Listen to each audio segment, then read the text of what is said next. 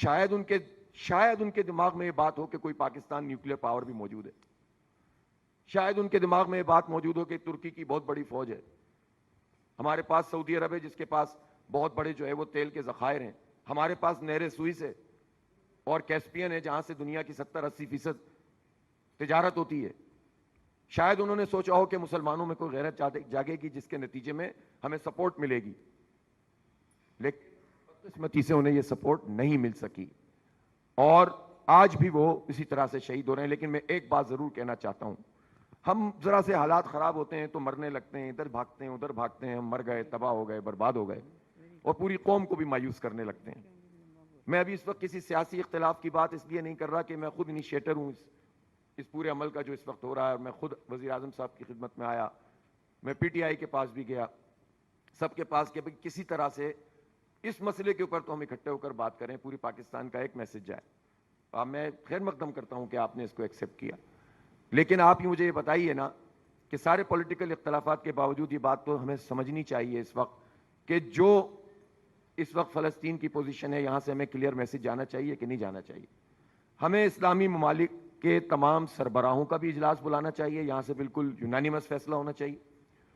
اس کے ساتھ ساتھ اگر میسج دینا ہے تو اسلامی ملکوں کے فوج کے سربراہان کو بھی بلائیے, اسٹریٹجک گفتگو کیجیے, پھر لائک مائنڈڈ ممالک کو لائیے, ساؤتھ افریقہ کو انوائٹ کیجیے, آئرلینڈ کو انوائٹ کیجیے, چائنا سے بات کیجیے, رشیا سے بات کیجیے اور پھر یہاں پر بیٹھ کر ایک اعلامیہ جاری کیجیے. دیکھیے سعودی عرب سے خاص طور پر بات کرنے کی ضرورت ہے, اس لیے کہ اسرائیل جب کہتا ہے کہ گریٹر اسرائیل تو اس میں مدینہ بھی شامل کرتا ہے, وہ نیل سے فرات تک, اور وہ رک تو نہیں رہا. اور میں تو یہ بھی کہنا چاہتا ہوں کہ کیا امریکہ یہ سمجھتا ہے کہ وہ اسرائیل کو سپورٹ کرتا رہے گا؟ ایک وقت آئے گا, اگر اللہ نہ کرے کہ اسرائیل کو طاقت ملے, انشاءاللہ اللہ کا بھی اپنا ایک نظام ہے, ہم کچھ نہیں کریں گے تو کیا اللہ تعالیٰ اس کی مشیت حرکت میں نہیں آئے گی؟ کیا وہ اپنے مجاہدوں کو ایسی چھوڑ دے گا؟ کیا وہ نبی کے امتیوں کو اس طرح چھوڑ دے گا؟ بالآخر حق کو غالب ہونا ہے. لیکن ہم کیا کر رہے ہیں؟ اصل سوال یہ ہے, امریکہ کو بھی نہیں چھوڑے گا اسرائیل جو اس کے عزائم ہیں. اس لیے ہمیں اس میں لابنگ کی ضرورت ہے, ڈپلومیسی کی ضرورت ہے, جرأت مندانہ موقف کی ضرورت ہے. مت ڈریں اس سے کہ معیشت کا جو حال ہوا ہے وہ کیوں ہوا ہے, اس کے بھی اسباب موجود ہیں, اس پر ہم لڑ رہے ہیں, روز لڑ رہے ہیں, آپ سے بات کر رہے ہیں, دھرنے دے رہے ہیں, دیں گے انشاءاللہ.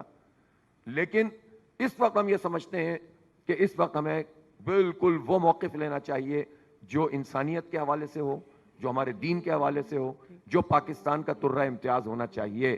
جب ہم کچھ بھی نہیں تھے تو ہم بہت کچھ کر دیتے تھے, لیکن آج تو ہمارا کشمیر کا بھی جو حال ہے وہ آپ جانتے ہیں. ایسا لگتا ہے کہ کوئی پسپائی ہے, بالکل بھی نہیں ہونی چاہیے.